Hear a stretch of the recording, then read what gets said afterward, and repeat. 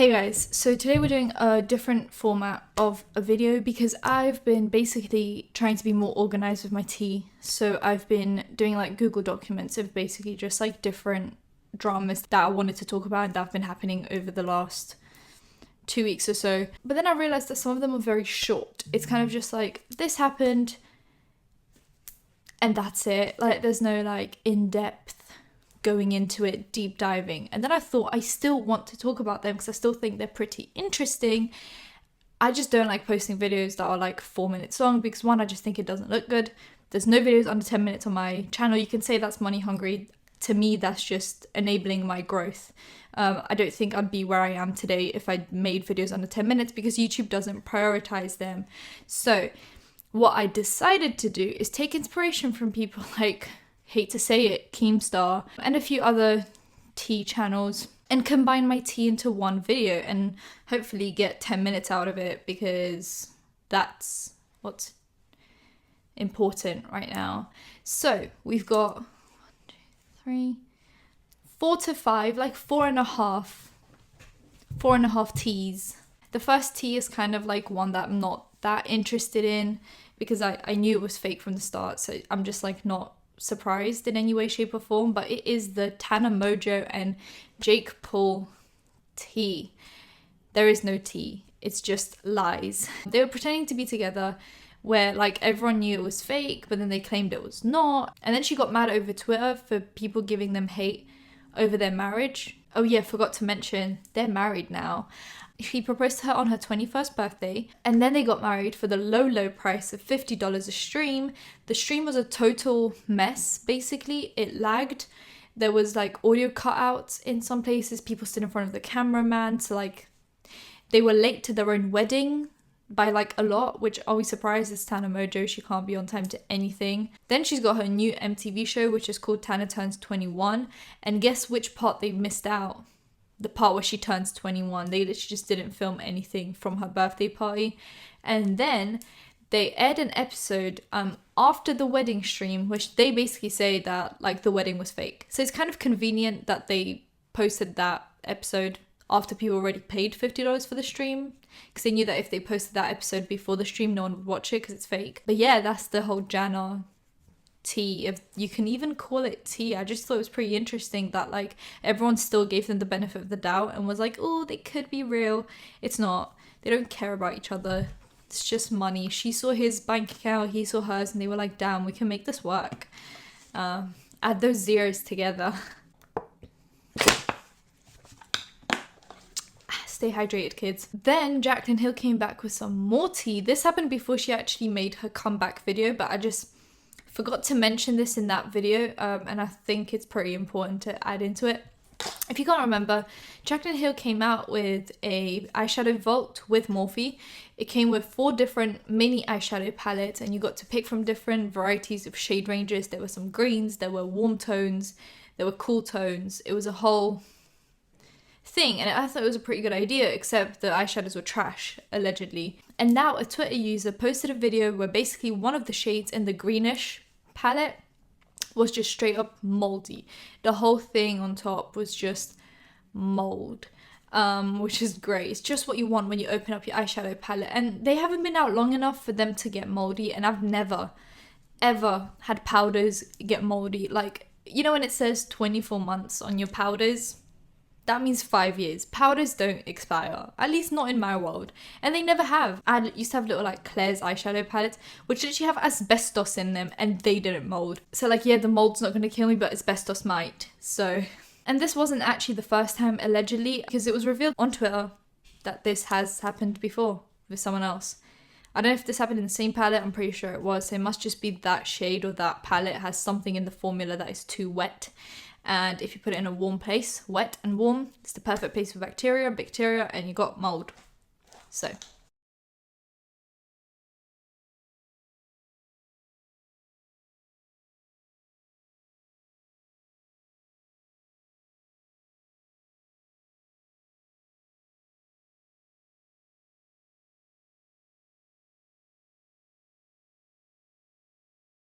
The next tea is a little bit more, I guess, sensitive. I didn't I didn't want to make a video on it because I just felt a bit weird making a whole video on this, and kind of like, I don't know, clickbaiting this would have been, it just felt a bit icky to me. So I'm just going to put it here. And if you want to watch it, then you watch it. If you don't, then you don't. You can skip right over to the next tea, which is the James Charles tea. This is about Shane Dawson and Eugenia Cooney. Shane Dawson made a video where it was very positive. It was about Eugenia Cooney's comeback, which, if you don't know, Eugenia Cooney was a YouTuber and a live streamer who was clearly struggling with some kind of an eating disorder because she was extremely underweight. Shane Dawson basically made a video where she comes back to the internet. It's very positive. They do a house tour, they do their makeup, they chat. He then asks her off camera if, when they do an interview, if there are any topics that are off limit. And she said, if this can help anyone, then there are no topics that are off limit. And I thought that was a very powerful thing to say. Now, they did the interview. She didn't actually answer any of the questions. It did seem like the questions made her uncomfortable. It seemed like she didn't want to give answers, and maybe she was not allowed to give answers to certain things. In a way, it's like they could have just completely skipped out the interview bit because clearly she was not ready for an interview yet. However, hear me out. I'm kind of glad that the video wasn't as serious as people expected it to be, because I think she needs to just take her mind off things.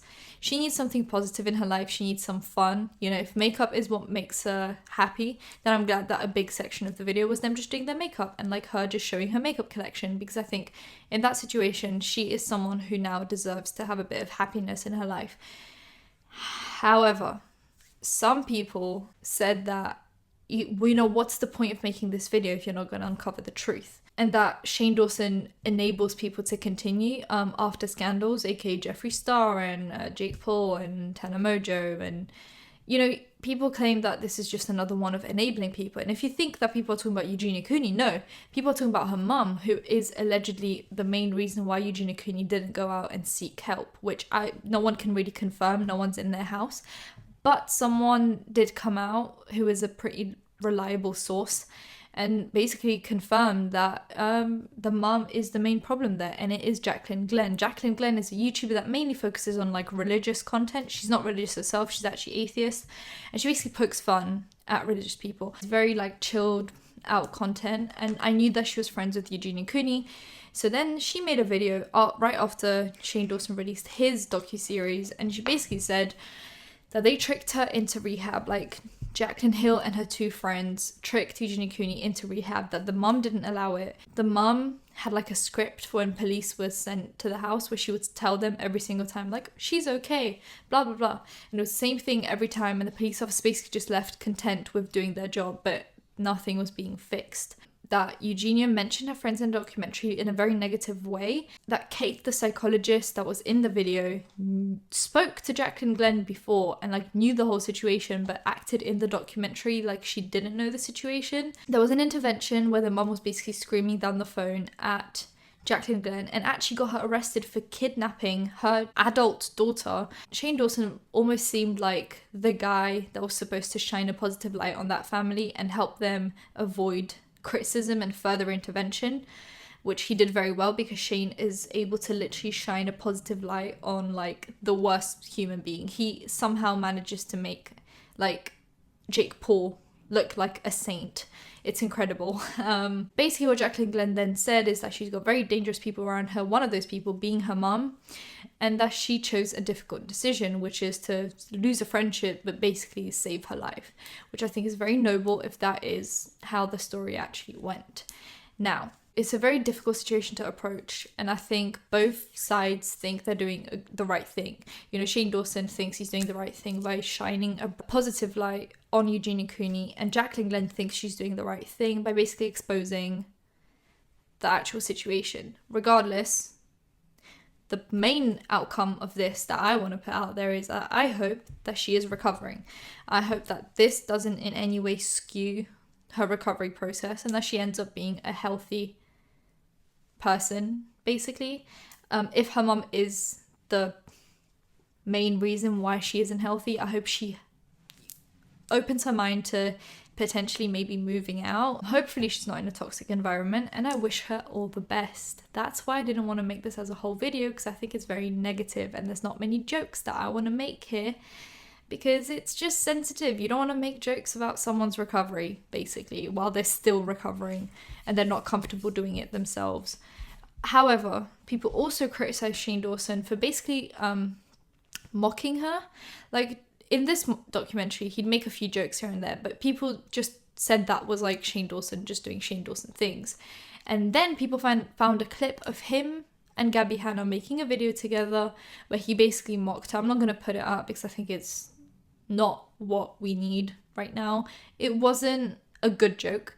However, we've seen this before where Shane Dawson has said that he's made jokes before that he wasn't very proud of, and I'm sure that this is one of those jokes where he was just trying to be very edgy. It backfired because now he wants to make different content, and it's kind of, there's always going to be that like, oh, but you mocked that person before, how can you be nice to them now? I think just, let the man breathe. Let him show you guys that he isn't like that anymore, basically. And I think this documentary was a perfect way of basically showing that he's still got empathy and doesn't make those kind of jokes anymore. Now we have James Charles. What's his name? James Dickinson? That's the one. Someone came out and screen recorded a Facebook chat with James Charles, and they kind of proved that it was him, but then again, like, anything can be fake, so take this with a grain of salt. This is allegedly T. He was being awful about someone who was disabled. I'm pretty sure they were on a wheelchair, and they were basically talking and taking pictures with someone who was maybe famous in a way, and they were apparently very hot.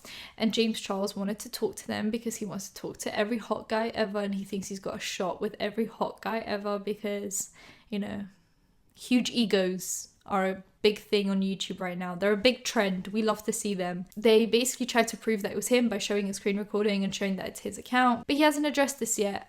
He usually does. If there's anything like anyone's trying to show chats of him and they're fake, he'll usually reply something along the lines of, I'm gonna pursue my legal options or something like that. And he hasn't, which is concerning because he usually would if it wasn't true, but I guess you can't pursue legal action if it's true. So I don't know. Another piece of tea, which is a little more chilled out, is that he's been ignored by celebs, like, a lot. Like, he'll go on their live streams and be like, oh, let's film a video together, and they just, like, they don't even reply, they just ignore him. Now, tell me what you think about this new format of, I'm still going to obviously keep my 1 tea per video if it is, like, more in-depth, but what do you think about just smaller teas being put together into 1 tea video? I think that's pretty good. I think that way I don't have to skip out on certain tea, but I also don't have to make it less than 10 minutes long, and I get to, like, throw everything into 1 video. Give it a thumbs up if you enjoyed it. Comment down below what you think, comment down below, and subscribe because I post videos whenever something happens. So multiple times a week because there's never a break in drama. Turn post notifications so you know when that's happening. Follow me on my socials. They'll be in the description down below. And I'll see you in my next one. Bye guys.